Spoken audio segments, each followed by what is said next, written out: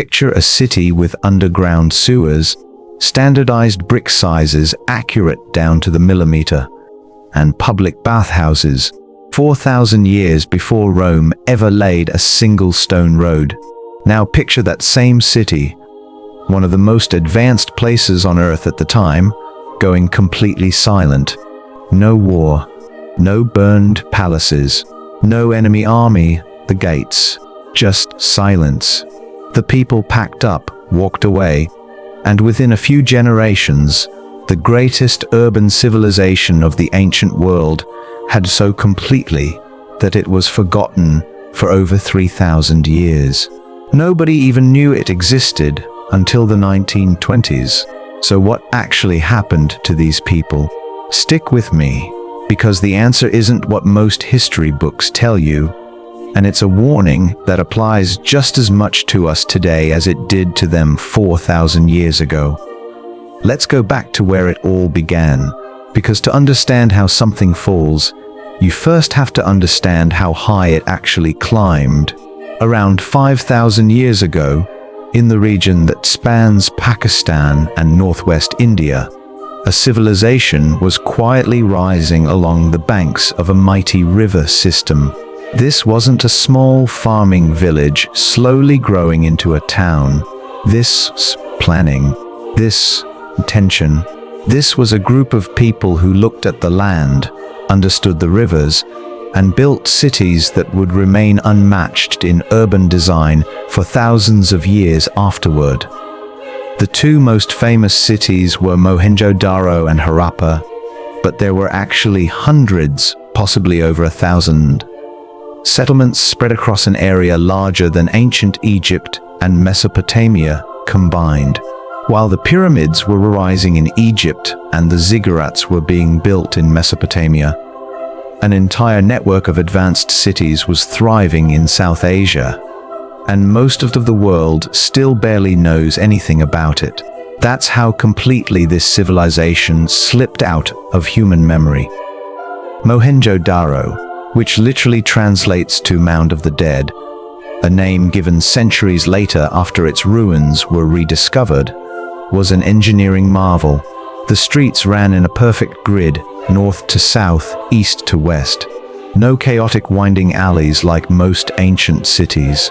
And beneath those streets ran something almost unbelievable for the time: a covered drainage system.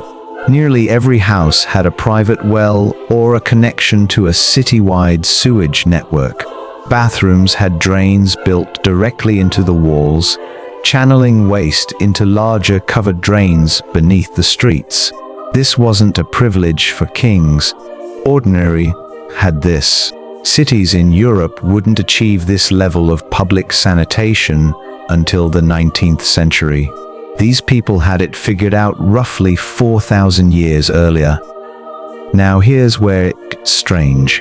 Unlike Egypt, where massive pyramids screamed the power of pharaohs, or Mesopotamia, where towering ziggurats proclaimed the might of kings, the Indus Valley cities show almost no evidence of grand palaces or lavish royal tombs.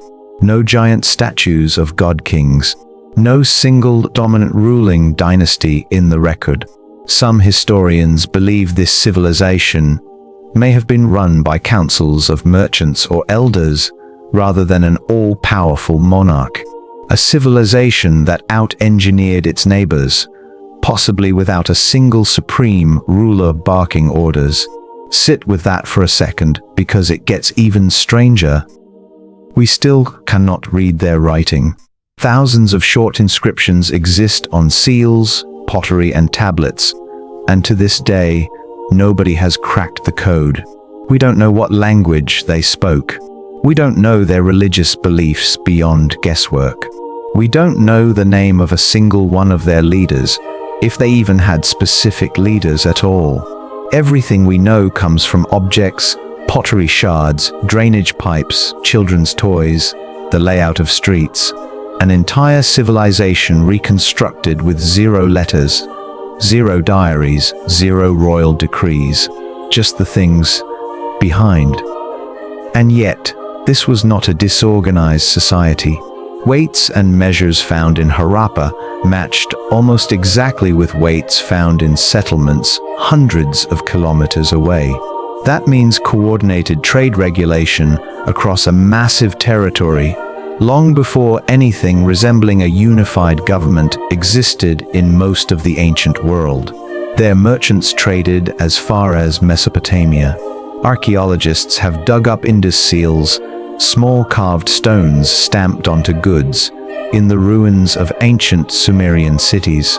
These seals, a strange, still unidentified unicorn-like creature that appears again and again across thousands of artifacts, and nobody knows exactly what it meant. This civilization ran on water.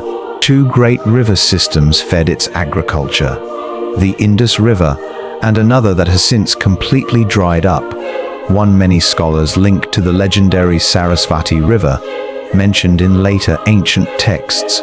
These rivers grew wheat, barley, peas, sesame, and cotton.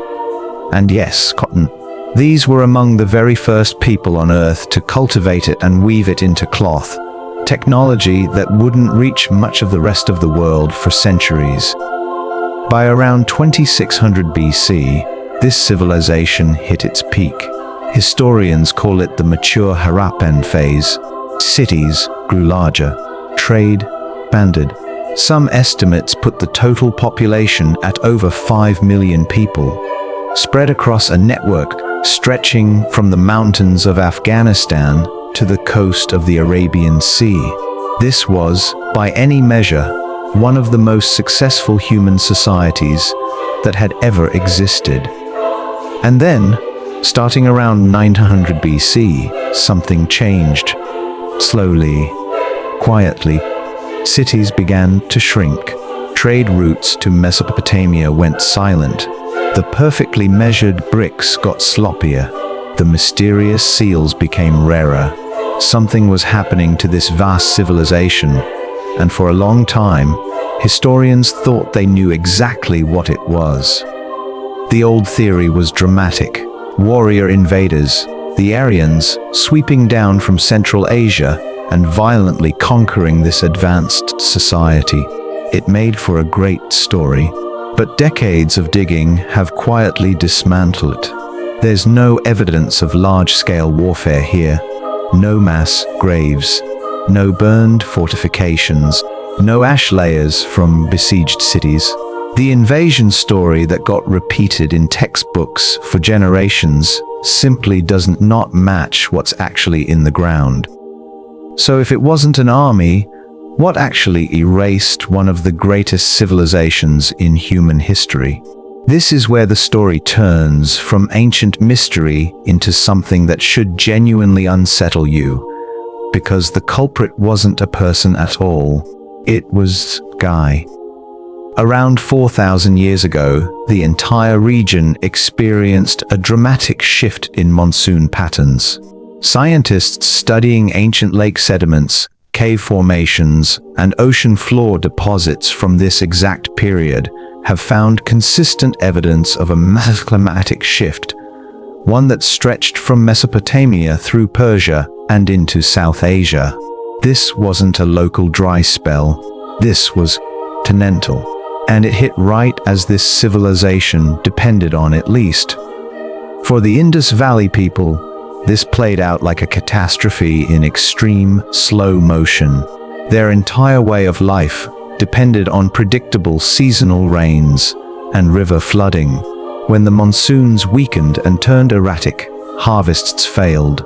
Not for one bad season that a granary could absorb. This was a multi-generational drying trend that rewrote the rules of survival in a place that had known nothing but abundance for centuries. And remember that river system linked to the legendary Sarasvati?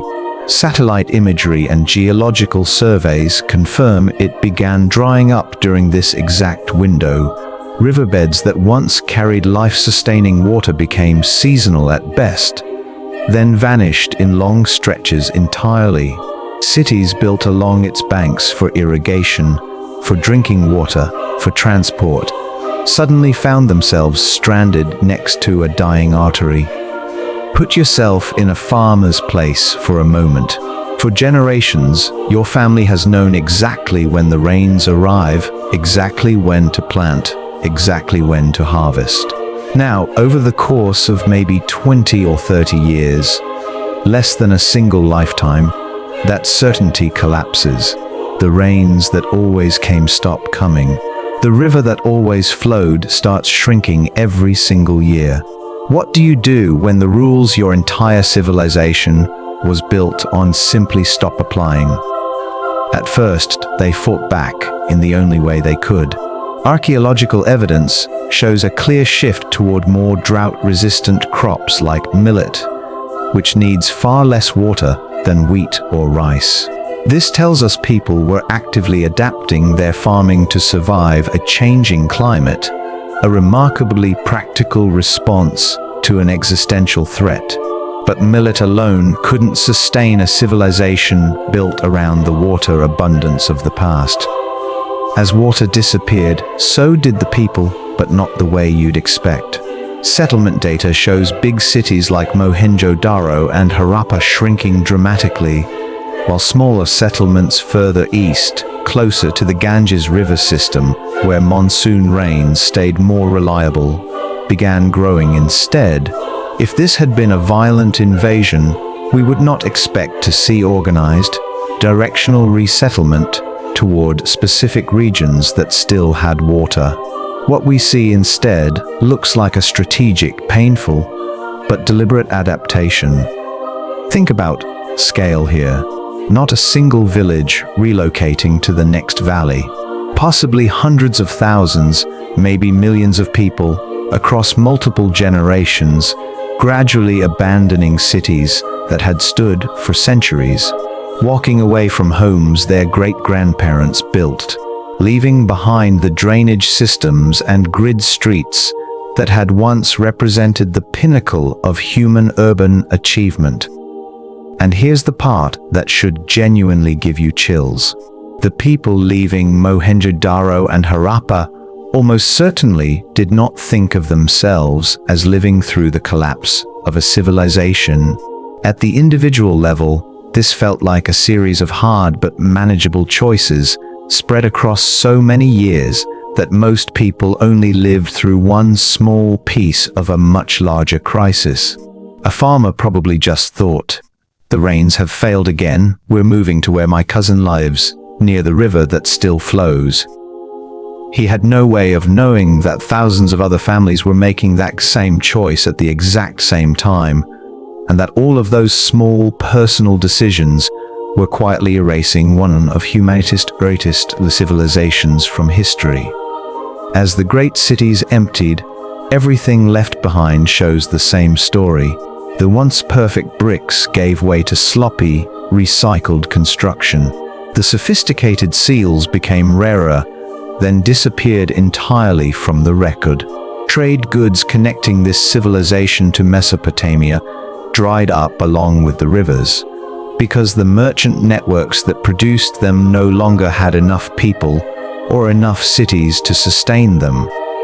By around 1300 BC, the classic urban Indus Valley Civilization, with its planned cities and untranslated script, had essentially ceased to exist in the form we recognize from Mohenjo-daro and Harappa. Their descendants didn't vanish. They kept living in the region in smaller communities, adapting to a new climate reality. And some scholars believe fragments of their culture and language were eventually absorbed into what became classical civilization in the region. But the highly organized urban world they had built faded into dust, buried and forgotten, its script silent, its story lost for over 3,000 years. It took until 1856 for anyone to stumble back onto this story, when railway workers in colonial India accidentally uncovered ancient fired bricks near Harappa. Nobody understood what they'd found. Some of those bricks were literally crushed and used as railway ballast, gravel laid beneath train tracks, remnants of one of history's most advanced civilizations, flattened under a colonial railway. It wasn't until the 1920s, when archaeologists finally ran systematic excavations, that the true scale of what we now call the Indus Valley Civilization came back into the light. So why does any of this matter to you, sitting here in the present day? Because the Indus Valley people weren't primitive. They weren't caught off guard by simple bad luck. They had sophisticated urban planning, extensive trade networks, generations of accumulated agricultural knowledge, and clear evidence of coordinated response, shifting crops, relocating populations, adapting in real time. And still, none of that sophistication could overcome a multi-generational shift in monsoon patterns. This wasn't a failure of intelligence. It was proof of how completely even the most advanced human societies remain hostages to stable climate. We tend to assume modern technology makes us immune to what toppled ancient societies. But the Indus Valley people had, in some respects, achieved a level of civic sophistication that wouldn't be matched again for thousands of years. And when their climate turned against them, gradually but relentlessly, over just a handful of generations, one of the great civilizations of the ancient world quietly dissolved. Not war, not plague, through the slow, grinding pressure of an environment that changed faster than they could keep pace with. This exact pattern repeats across history. The Akkadian Empire in Mesopotamia, the classic Maya abandoning their great cities, the ancestral Pueblones walking away from their cliff dwellings in North America. Sophisticated societies brought down not by conquering armies, but by shifts in rainfall and water that unfolded over years and decades instead of a single dramatic night. There's no burning city to point to, no last stand, just a slow, creeping crisis that each generation adapts to as best they can, until one generation simply cannot adapt anymore.